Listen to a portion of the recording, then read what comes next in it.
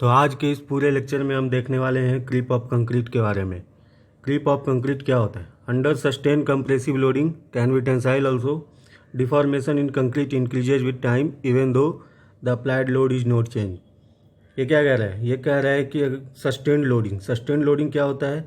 Sustain loading होता है जो कंटिन्यूसली किसी भी स्ट्रक्चर पे अगर लोड अप्लाई किया जा रहा है तो वो हमारा सस्टेन लोडिंग होगा। वो कंप्रेसिव भी हो सकता है और टेंसाइल भी हो सकता है। तो सस्टेन्ड लोडिंग जब होगा तो क्या होगा? कंक्रीट में डिफॉर्मेशन आ जाएंगे और वो डिफॉर्मेशन टाइम के साथ आएंगे, लंबे समय के बाद आएंगे। टाइम के साथ वो इंक्रीज होता जाता है डिफॉर्मेशन। तो वही डिफॉर्मेशन हमारा क्या हो जाएगा? क्रिप हो जाएगा। डिफॉर्मेशन एक तरह का स्ट्रेन ही हुआ। स्ट्रेन टाइम डिपेंडेंट स्ट्रेन, इसलिए हम इसे time dependent component of strain भी कहते हैं और इसीलिए इसे हम क्रिप कहते हैं। आप ये डायग्राम में देख रहे हैं, ये डायग्राम में यहाँ पे जो है सर्कल किया हुआ, ये सर्कल किया हुआ पे यहाँ पे आपको दिख रहा होगा कि थोड़ा सा डिफ्लेक्शन हो गया है ऐसे। तो ये जो डिफ्लेक्शन है यही हमारा क्या है? क्रिप डिफ्लेक्शन। ये कैसे इस पे डिफ्लेक्शन आ रहा है? इसका खुद का जो लोड है उसके कारण आ रहा है और इस पे जो लाइव लोड है, ये ब्रिज है, इस पे लाइव लोड तो आता ही जाता रहेगा। इसके कारण, इन दोनों लोड के कारण इसमें क्या हो रहा है? डिफ्लेक्शन क्रिएट हो रहा है। तो ये हमारा डिफ्लेक्शन स्ट्रेन है और ये टाइम डिपेंडेंट स्ट्रेन है। अचानक तो इसमें ये डिफ्लेक्शन आएगा नहीं, टाइम के साथ धीरे धीरे आता जाएगा ये डिफ्लेक्शन। तो इसीलिए हम इसे क्या कहेंगे? Time dependent component of strain कहेंगे।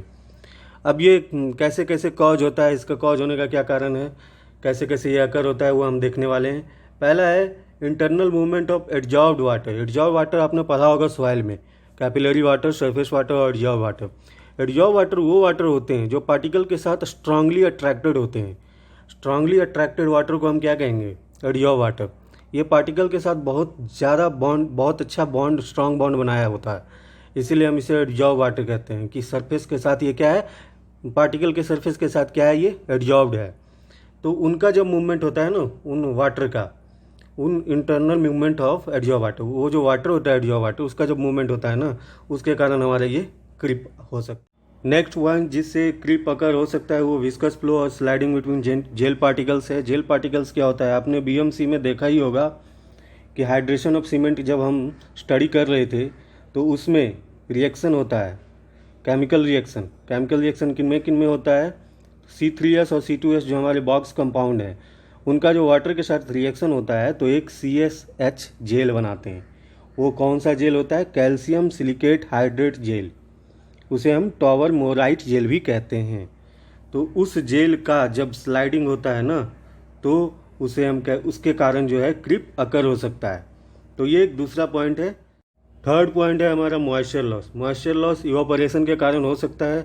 अगर हमारे स्ट्रक्चर का प्रॉपर क्योरिंग नहीं किया गया होगा या फिर इसके जो वाटर डिमांड है उसको सप्लाई अगर नहीं किया गया होगा तो हमारा मॉइस्चर लॉस हो जाएगा, जिसके कारण हमारे स्ट्रक्चर में डिफ्लेक्शन आ जाएंगे। फोर्थ पॉइंट है हमारा ग्रोथ इन माइक्रो क्रैक्स। छोटे छोटे अगर क्रैक्स आ गए हैं तो उनके कारण भी हमारे डिफ्लेक्शन, क्रिप आ सकते हैं, कंक्रीट में डिफ्लेक्शन आ सकता है। तो ये हमारा क्रिप हमने देख लिया कंक्रीट का क्या होता है। नेक्स्ट जो हम देखने वाले हैं ये बहुत ही इम्पॉर्टेंट है। सारे एग्जाम में जो क्वेश्चन आते हैं यहीं से आते हैं। ये कुछ पॉइंट्स हैं जो हमें बताते हैं कि क्रिप कब इंक्रीज होता है। तो हम एक एक करके सारे पॉइंट्स को देखते हैं। जब सीमेंट का कंटेंट हाई होता है तब क्रिप इंक्रीज होता है। जब वाटर सीमेंट रेशियो हाई होता है तब क्रिप इंक्रीज होता है। जब एग्रीगेट कंटेंट लो होता है, एग्रीगेट की क्वांटिटी जब लो हो तब क्रिप इंक्रीज होता है। एयर इंट्रेनमेंट इन हाई, जब अगर कोई एयर इंट्रेंड हो कंक्रीट में तब जो है क्रिप क्या होगा? इंक्रीज होगा। ह्यूमिडिटी जब लो हो, रिलेटिव ह्यूमिडिटी, और temperature causing moisture low is high. अभी हमने पीछे देखा है कि मॉइस्चर लॉस इवापोरेशन के कारण होता है। इवापोरेशन टेम्परेचर, अगर टेम्परेचर हम किसी का बढ़ाएं, किसी भी कंक्रीट का, किसी के स्ट्रक्चर का, तो उसमें मॉइस्चर लॉस होगा ही और उसके कारण क्रिप आ जाएंगे। तो वो इंक्रीज होगा टेम्परेचर को इंक्रीज करने से। Size oblique thickness of member is small. अगर हमारा थिकनेस स्मॉल है किसी भी मेंबर का, किसी भी बीम का, किसी भी स्ट्रक्चर का, तो और अगर साइज भी स्मॉल है तो हमारा क्रिप क्या होगा? इंक्रीज होगा। Loading occurs at early age, अगर जिस समय फॉर्मेशन हुआ स्ट्रक्चर का उसी समय उसी एज पे अगर हम लोडिंग कर देते हैं तो हमारा क्रीप कॉज होगा वहाँ से और इंक्रीज होगा। आइए हम क्रीप ऑफ कंक्रीट के बारे में डिटेल से स्टडी करते हैं। मान लो ये कोई एक स्ट्रक्चर है, इस पे कोई लोडिंग लगा, इस लोडिंग के कारण इस स्ट्रक्चर में स्ट्रेस आया और स्ट्रेस के कारण स्ट्रेन भी आया। तो वो जो स्ट्रेन होंगे वो दो तरह के स्ट्रेन होंगे, एक होगा इलास्टिक स्ट्रेन और एक होगा क्रीप स्ट्रेन। हम इन दोनों स्ट्रेन के बारे में देखेंगे। इलास्टिक स्ट्रेन कौन सा स्ट्रेन होता है? जब इस स्ट्रक्चर पे लोडिंग किया गया था, वो लोडिंग जब हटा दिया गया, ये लोडिंग मान लो ऐसे लोडिंग किया गया तो स्ट्रेस आगे स्ट्रेन आगे, अब इस लोडिंग को हटा दिया गया। इस लोडिंग को हटा देने के बाद इस स्ट्रक्चर में जो स्ट्रेन आया था वापस वो स्ट्रेन भी ख़त्म होके वो स्ट्रक्चर क्या है अपने फिर से पोजीशन पे आ जाए। जब वो फिर से अपने पोजीशन पे आ जाएगा तो उस स्ट्रेन को हम क्या कहेंगे? Elastic strain. इस कर्व में हम देख रहे हैं, इस कर्व में ये जो कर्व बना हुआ है ये हमारा क्रीप का स्ट्रेन है और अप टू पॉइंट ए, ये जो हमारा ए पॉइंट है, यहाँ तक जो स्ट्रेन आया हुआ है वो इलास्टिक है। मतलब कि इस पॉइंट तक, ए पॉइंट तक किसी भी स्ट्रक्चर में जो स्ट्रेन आएगा, जब लोडिंग हम हटा देंगे तो वो स्ट्रक्चर वापस अपने पोजीशन पे आ जाएगा। तो वो ये हम उसमें जो स्ट्रेन आया वो हम इलास्टिक स्ट्रेन कहते हैं। अब इस पॉइंट के ऊपर जो स्ट्रेन आ रहे हैं स्ट्रक्चर में, ये कंटिन्यूसली स्ट्रेन आता रहेगा स्ट्रक्चर में, चाहे हम लोडिंग हटा भी दें फिर भी जो है स्ट्रेस उसमें रहेगा ही, कुछ ना कुछ स्ट्रेन भी रहेगा। तो ये हमारा जो स्ट्रेन होगा वो क्रीप स्ट्रेन होगा। तो हम देखते हैं ए पॉइंट तक जो भी स्ट्रेन था वो इलास्टिक स्ट्रेन था और इसके ऊपर क्रीप स्ट्रेन है। तो क्रीप स्ट्रेन का जो ग्राफ है वो इंक्रीज करता है टाइम के साथ। जब ए पॉइंट से बी पॉइंट तक देखिए टाइम के साथ इंक्रीज हुआ है, तो इस इंक्रीमेंट को, इस क्रीप को हम प्राइमरी क्रीप कहेंगे। और इसके बाद बी और सी से सी पॉइंट तक जो हो रहा है, ये इंक्रीमेंट हो तो रहा है लेकिन बहुत स्लो है। ये इंक्रीमेंट इतना कम है कि नियरेस्ट टू कांस्टेंट पहुंच जाता है, तो इस क्रीप को हम सेकेंडरी क्रीप कहेंगे। और इसके बाद सी पॉइंट के बाद अचानक डी तक क्रीप में इंक्रीमेंट आता है टाइम के साथ, बहुत अचानक, बहुत जल्दी, तेज़ी से ये इंक्रीज हो जाता है। तो इस क्रीप को हम कहेंगे टर्शियरी क्रीप। और डी पॉइंट पे आके रप्चर हो जाएगा स्ट्रक्चर, और इस रप्चर को जिस टाइम पे वो रप्चर होगा उसे रप्चर टाइम हम कहेंगे। तो ये हमारा क्रीप वर्सेस टाइम का कर्व था। ये हमें बताता है कि कैसे क्रीप इंक्रीज होता है। Now let's see this creep coefficient at any time t। हम किसी भी टाइम पे क्रीप कोफिशिएंट देखेंगे, तो जिस टाइम पे हम क्रीप कोफिशिएंट देखेंगे उसी टाइम पे हम क्रीप स्ट्रेन भी देख लेते हैं। वो जो क्रीप स्ट्रेन होगा और जो इलास्टिक स्ट्रेन होगा, तो क्रीप स्ट्रेन उसी टाइम पे और इलास्टिक स्ट्रेन, इन दोनों का जो रेशियो होगा वो हमारा क्रीप कोफिशिएंट होगा। क्रीप कोफिशिएंट को हम CT से डिनोट करते हैं और इसका यही फॉर्मूला है, creep strain at any time t divided by elastic strain. नीचे हम देखते हैं ultimate creep coefficient. Ultimate creep coefficient मतलब क्रीप कोफिशिएंट का हाईएस्ट वैल्यू। ये जो आप यहाँ तक इस कर्व में आप देखिए, यहाँ तक हमारा इलास्टिक स्ट्रेन था और इससे यहाँ से आगे ऊपर जो था वो हमारा क्या था? Creep strain. तो क्रीप स्ट्रेन जो मैक्सिमम वैल्यू है वो इस पोजीशन पे पहुँचता है हमारा, इस पोजीशन पे हमारा मैक्सिमम वैल्यू पहुँचता है।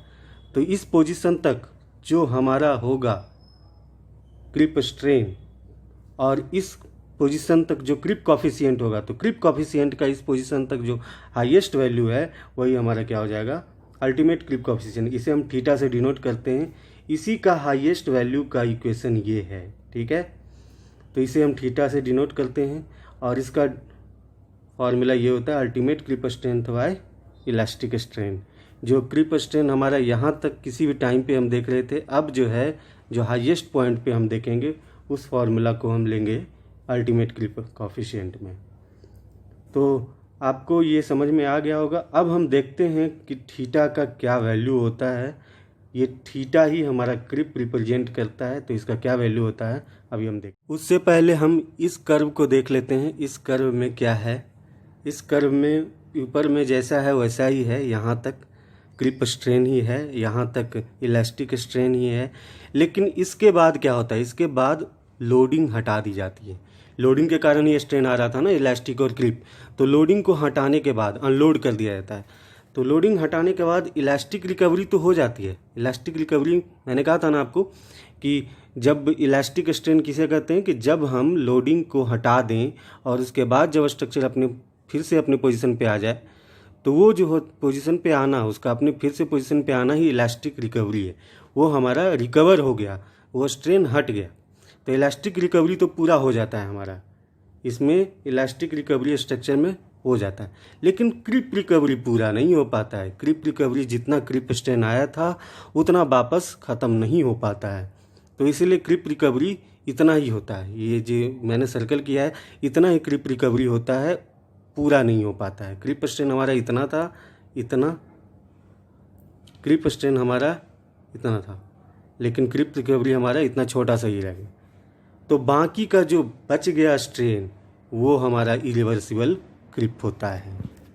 एक बहुत ही इम्पॉर्टेंट पॉइंट आज हम देखने वाले हैं कि जब भी हम कंक्रीट पे लोडिंग करते हैं तो जो स्ट्रेस आता है, वो स्ट्रेस अगर ज़्यादा ना हो कैरेक्टरिस्टिक स्ट्रेंथ के 1/3 से, तो जो क्रिप हमारा माना जाता है वो प्रोपोर्शनल टू दैट स्ट्रेस जो हम उस कंक्रीट पे अप्लाई किए हैं। तो ये हमारा एक बहुत ही इम्पॉर्टेंट पॉइंट है, और इस पॉइंट को लेके ही कुछ डेरिवेशन किए जाते हैं, वो भी हम आगे देखते हैं।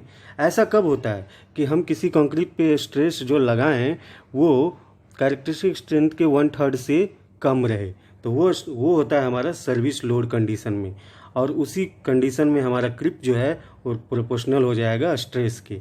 और इसी कॉन्सेप्ट का यूज करते हैं हम टोटल डिफ्लेक्शन को कैलकुलेट करने में।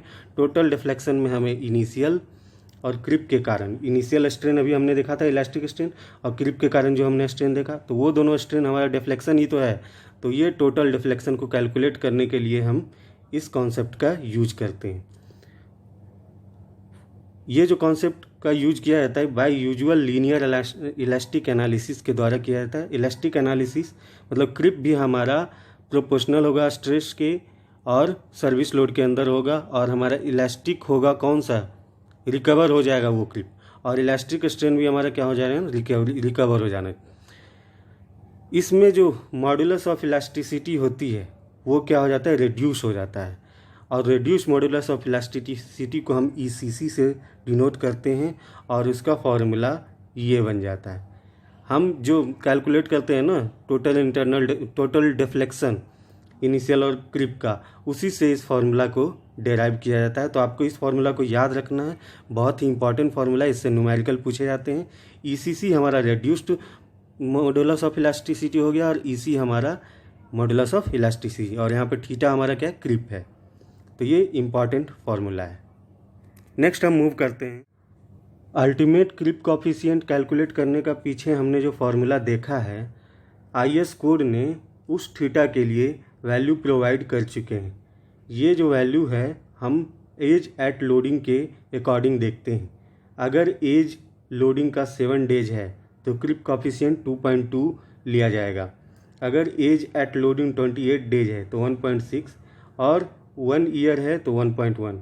अगर इनके बीच में, अगर 7 डेज और 28 डेज के बीच में अगर कोई डेज लिया जाता है, 15 डेज या 16 डेज, तो उसका कैलकुलेशन हम इसी के थ्रू इंटरपोलेशन से करेंगे। ये इंटरपोलेशन ही हमें बताएगा कि कैसे उसका वैल्यू होगा क्रिप कॉफिशिएंट का। और 28 डेज से 1 ईयर के बीच में है तो ये भी वैल्यू हम इंटरपोलेशन से कैलकुलेट कर लेंगे।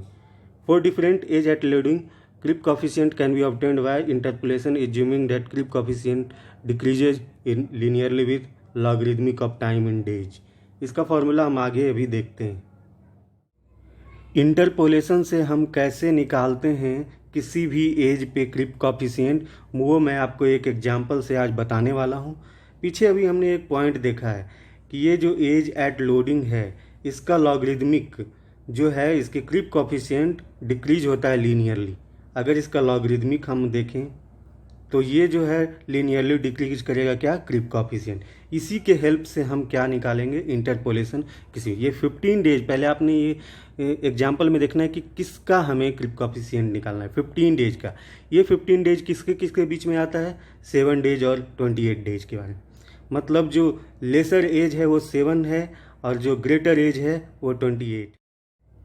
ये 7 डेज हमारा लेसर एज है और 28 डेज हमारा ग्रेटर एज है, और इन दोनों के बीच में हमारा 15 डेज लाई करता है, और इसका हमें क्रीप कॉफिशिएंट निकालना है। तो ये एक फार्मूला है, इससे आपको आसानी हो जाएगी, कन्वीनियंस होगा आपको।